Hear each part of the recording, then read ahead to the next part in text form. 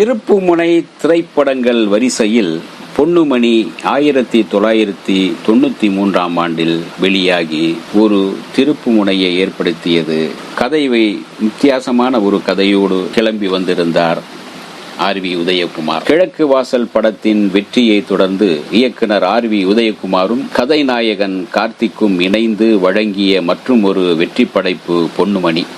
இந்த படமும் சென்னை, கோவை, மதுரை ஆகிய ஊர்களில் 100 நாட்களை கடந்து வெற்றிகரமாக ஓடியது. கார்த்திக்கின் முதிர்ச்சியான நடிப்பு வெளிப்பட்ட படங்களில் முக்கியமான ஒன்று பொன்னுமணி. படத்தின் டைட்டில் ரோலில் மிகச் சிறப்பாக நடித்திருந்த நவரச நாயகன் கார்த்திக் அவர்களுக்கு இப்போது பிலிம்பேர் பத்திரிகை சிறந்த நடிகருக்கான விருது கொடுத்து கௌரவித்தது.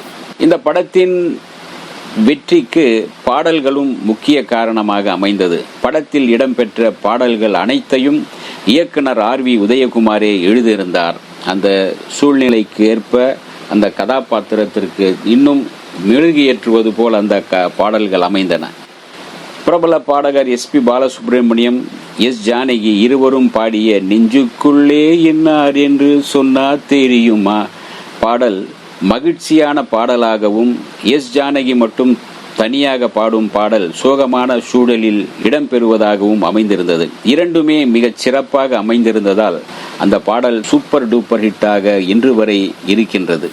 எஸ்.பி. பாலசுப்ரமணியம், எஸ். ஜானகி இணைந்து பாடிய ஆத்து மேட்டுல என்று தொடங்கும் பாடலும் பிரபலம் அடைந்தது. மிகவும் ரசித்து பாடப்பட்டது. அடியே வஞ்சிக்கொடி என்று தொடங்கும் பாடலை இசைஞானி இளையராஜாவே பாடியிருந்தார். அந்த பாடலுக்கு உயிர் ஊட்டியிருந்தார்.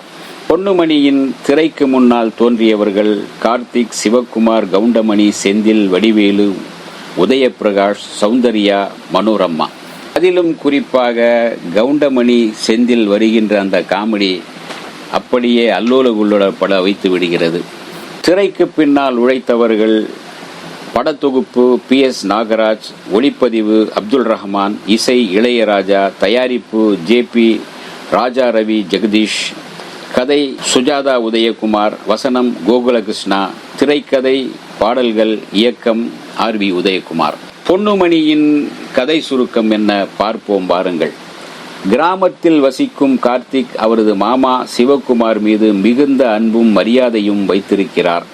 சிறுவயதிலிருந்தே தன்னுடன் ஒன்றாக வளர்ந்த மாமா மகள் சௌந்தர்யாவை உயிருக்கு உயிராக காதலிக்கிறார் கார்த்திக். மாமா சிவகுமாருக்கும் தன் மகளை கார்த்திக்கிற்கு திருமணம் செய்து கொடுப்பதில் முழு மகிழ்ச்சி, முழு சம்மதம்தான்.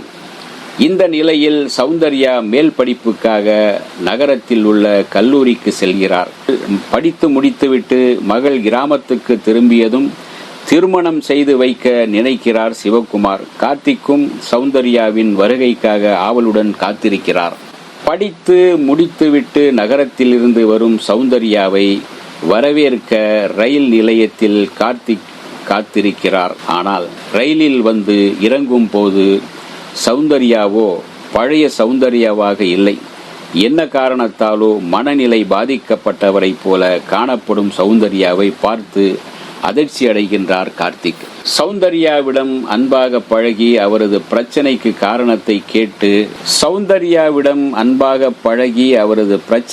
காரணத்தை கண்டுபிடிக்கிறார் கார்த்திக். நகரத்தில் உள்ள கல்லூரியில் படிக்கும் போது பணக்கார வாலிபரான உதயபிரகாஷால் பாலியல் வன்முறைக்கு ஆளாகி இருக்கிறார் சௌந்தர்யா. இந்த சம்பவம் தான் அவரது மனநிலையை வெகுவாக பாதித்திருக்கிறது. இந்த சம்பவத்தால் சௌந்தர்யா கர்ப்பமடைந்திருப்பதும் கார்த்திக்கு தெரிய வருகிறது. திருமணமாகாத தன் மாமன் மகள் கர்ப்பமாக இருப்பதை அறிந்த சிவகுமாரும் அதிர்ச்சியில் உயிர் பிரிகிறது. சௌந்தர்யா வாழ்க்கையை நாசமாக்கிய உதயபிரகாஷ் கார்த்திக் சந்தித்து சௌந்தர்யாவை திருமணம் செய்து கொள்ளும்படி வேண்டுகிறார். ஆனால் உதயபிரகாஷ் மறுக்கிறார். இதனால் ஏற்படும் சண்டையில் கார்த்திக் உதயபிரகாஷை கொன்று விடுகிறார். கார்த்திக்கு 5 ஆண்டுகள் சிறை தண்டனை விதிக்கப்படுகிறது. தண்டனை காலத்துக்கு பிறகு விடுதலையாகி வெளியே வரும் கார்த்திக் குழந்தை ஒன்றை பெற்றெடுத்த பின்னும் குழந்தை மனதுடனே இருக்கும் சௌந்தர்யாவை அன்புடன் அரவணைத்து ஆதரவு கரம் கொடுக்கின்றார்.